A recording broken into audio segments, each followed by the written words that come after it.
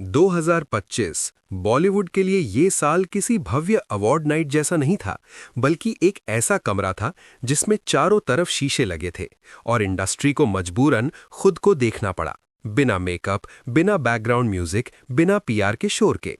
साल की शुरुआत ही एक अजीब असमंजस के साथ हुई। बड़े बड़े बैनर, बड़े सितारे और भारी बजट वाली फिल्मों के पोस्टर तो हर जगह थे, लेकिन थिएटर के बाहर वही पुरानी भीड़ गायब थी। और यही पहली चेतावनी थी कि 2025 आसान नहीं होने वाला। दर्शक अब सिर्फ स्टार की एंट्री पर सीटियां नहीं बजा रहा था, बल्कि कहानी की पहली 10 मिनट में ही फैसला कर ले रहा था कि आगे बैठे रहना है या मोबाइल निकाल लेना है। इस साल ने साफ कर दिया कि बॉलीवुड अब दो दौरों के बीच खड़ा है। एक तरफ वो पुराना दौर जहां नाम ही काफी था, और दूसरी तरफ नया दौर जहां नाम से ज्यादा ईमानदारी मायने रखती है। जनवरी से मार्च के बीच कई बड़ी रिलीज आईं, प्रचार जोरदार था, इंटरव्यूज, रील्स, ट्रेलर लॉन्च। लेकिन जब शुक्रनार आया तो कलेक्शन की खबरों में वही शब्द घूमता रहा: औसत, धीमी शुरुआत, मिश्रित प्रतिक्रिया। और यहीं से एक सवाल जन्म लेने लगा कि क्या बॉलीवुड सच में दर्शकों से दूर होता जा रहा है, या दर्शक बस अब समझदार हो गया है। 2025 में ओटीटी प्लेटफॉर्म ने भी खुलकर अपनी ताकत दिखाई, जहां बिना स्टारडम के, बिना बड़े सेट के कहानियां सीधे दिल तक पहुंची।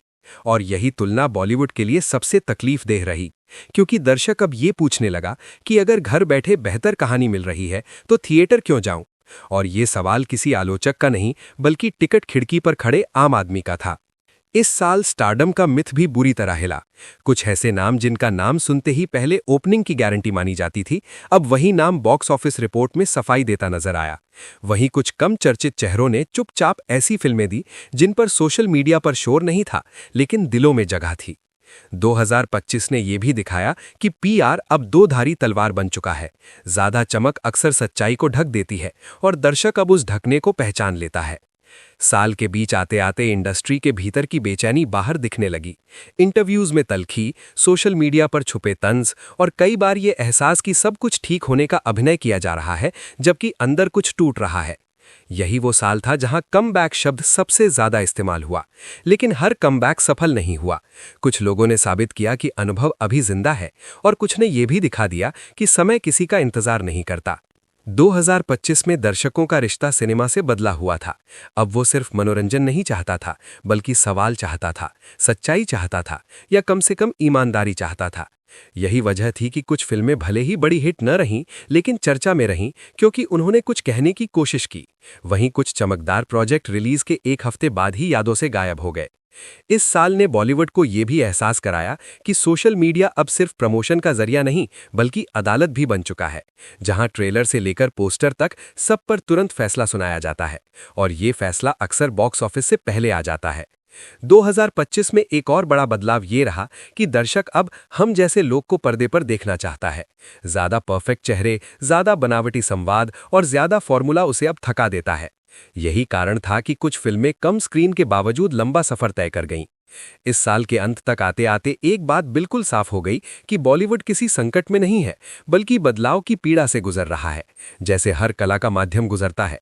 फर्क सिर्फ इतना है कि अब सब कुछ कैमरे के सामने हो रहा है, सफलता भी, असफलता भी, घमंड भी और गिरना भी। 2025 ने इंडस्ट्री को ये सवाल सौंपा कि क्या वो दर्शकों के साथ ईमानदार रहना चाहती है, या सिर्फ पुराने फॉर्मूलों की लाश उठाकर आगे बढ़ना चाहती है। क्योंकि दर्शक अब मजबूर नहीं है, उसके पास विकल्प है, और यही सबसे बड़ा बदलाव है। साल के आखिर में जब हम पीछे मुड़कर देखते हैं तो महसूस होता है कि 2025 कोई सुनहरा साल नहीं था, लेकिन जरूरी साल जरूर था, क्योंकि इसी साल ने बॉलीवुड को आईना दिखाया। एक ऐसा आईना जिसमें झूठी चमक नहीं, बल्कि वो सच्चाई थी जिससे भागा नहीं जा सकता। और शायद यहीं से एक नई शुरुआत की नींव पड़ी।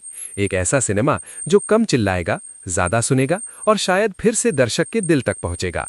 2025 का साल जब भी याद किया जाएगा तो सिर्फ फिल्मों और विवादों के लिए नहीं, बल्कि उन खामोश पलों के लिए भी याद किया जाएगा जब बॉलीवुड की रोशनी कुछ देर के लिए धीमी पड़ गई।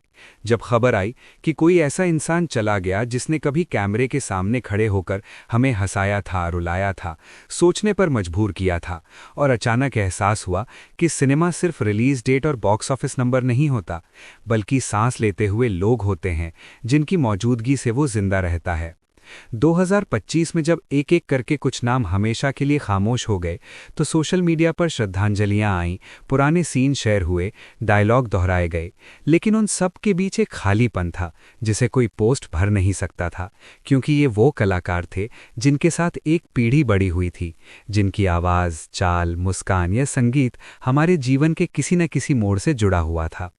कुछ ऐसे थे जो स्टार नहीं कहलाते थे, लेकिन हर फ्रेम में जान डाल देते थे, सपोर्टिंग रोल में भी कहानी का वजन संभाल लेते थे।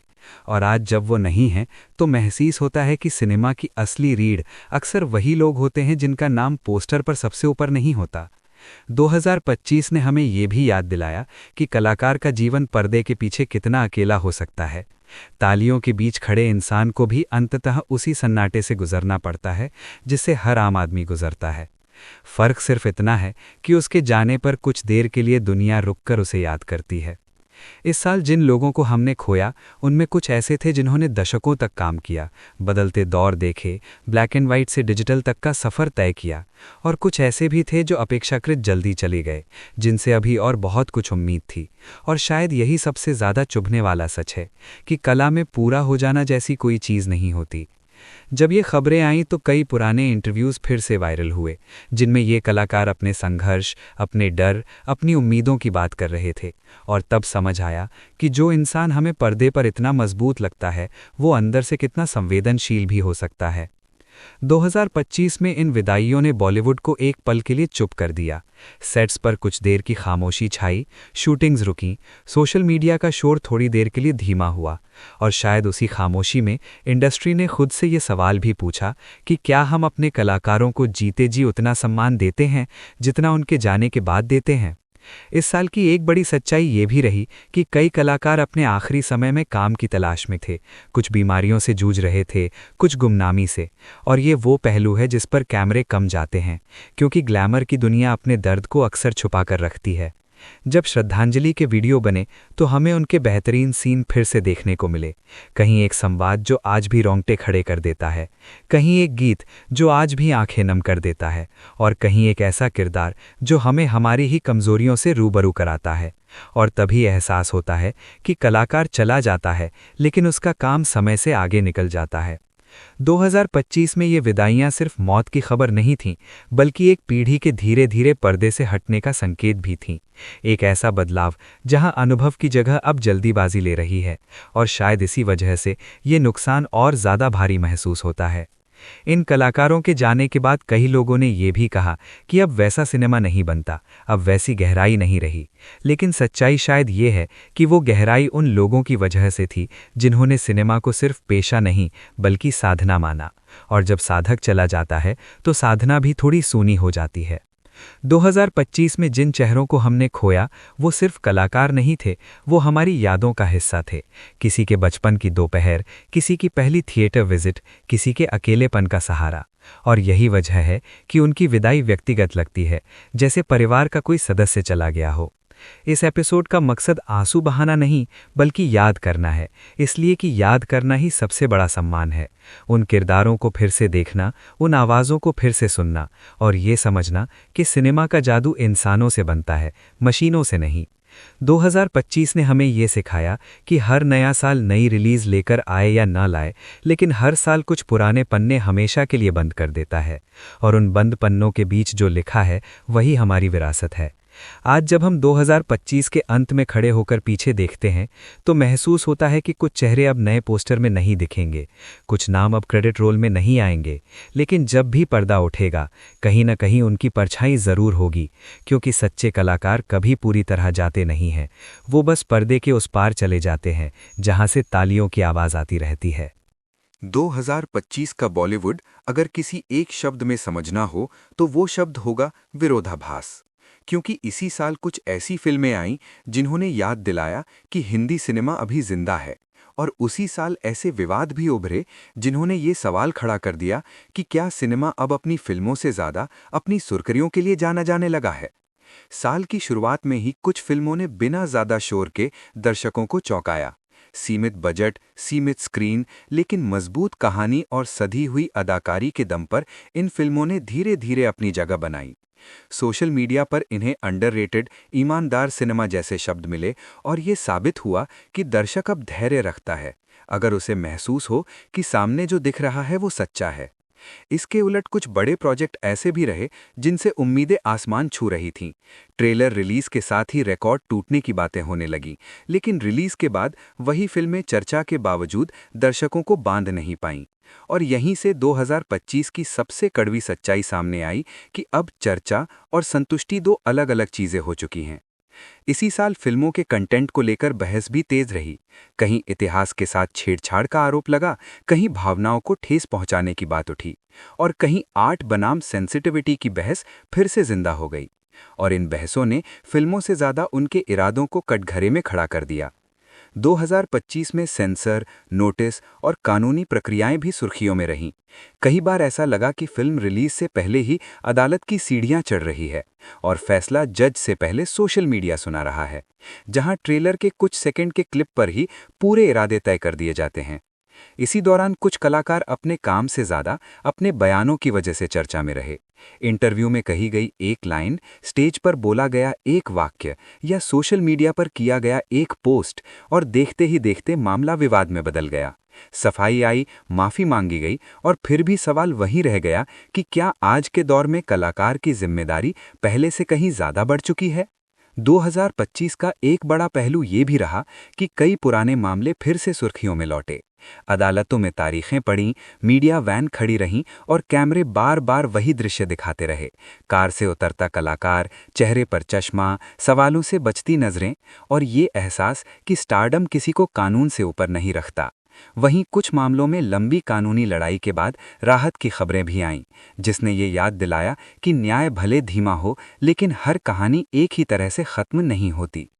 2025 में एक और दिलचस्प बदलाव ये रहा कि दर्शक अब फिल्मों के साथ साथ उनके बनाने वालों के इरादों पर भी बात करने लगा। सवाल सिर्फ ये नहीं रहा कि फिल्म अच्छी है या नहीं, सवाल ये भी रहा कि फिल्म क्यों बनाई गई, किसके लिए बनाई गई, और क्या वो अपने समय के प्रति ईमानदार है। इसी ईमानदारी की कसौटी पर कुछ फिल्में पास हुईं और कुछ फेल।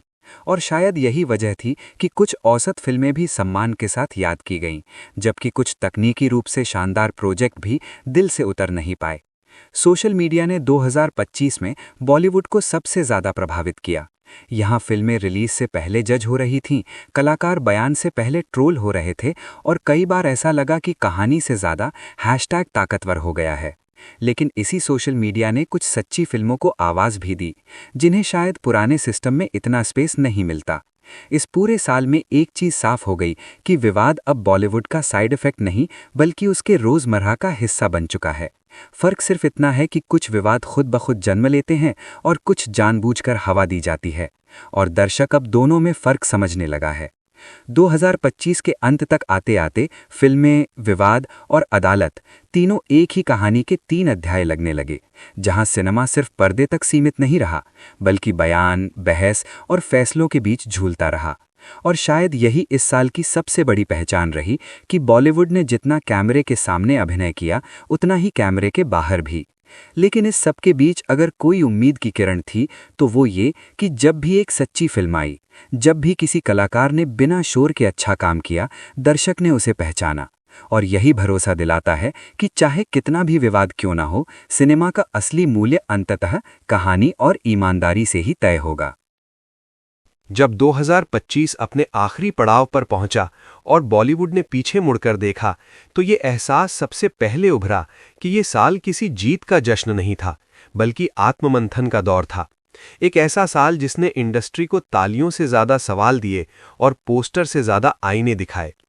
2025 ने यह साफ कर दिया कि अब सिनेमा सिर्फ शुक्रवार की रिलीज नहीं रह गया है, बल्कि एक लगातार चलने वाली बातचीत बन चुका है, जहां दर्शक, कलाकार और सिस्टम तीनों बराबरी से मौजूद हैं, और कोई भी पक्ष अब दूसरे को नजरअंदाज नहीं कर सकता। इस साल की सबसे बड़ी सीख यही रही कि दर्शक अब पैसिव नहीं है।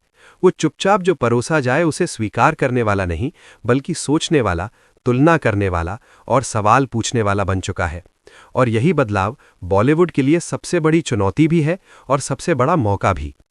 2025 ने यह भी सिखाया कि स्टारडम अब ढाल नहीं रहा। अगर कहानी खोखली है तो बड़ा नाम भी उसे नहीं बचा सकता, और अगर कहानी सच्ची है तो बिना शोर के भी वो अपना रास्ता बना लेती है। यही वजह है कि इस साल कुछ फिल्में भले ही रिकॉर्ड नहीं तोड़ पाईं, लेकिन सम्मान के साथ याद की जाएंगी।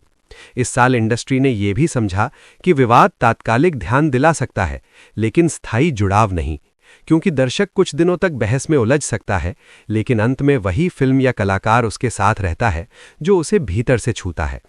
2025 में बार बार ये सवाल उठा कि सिनेमा की जिम्मेदारी क्या है, सिर्फ मनोरंजन या समाज से संवाद?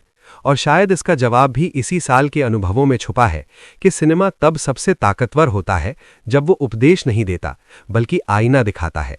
इस साल ने नए कलाकारों और नए विचारों के लिए भी एक रास्ता खोला।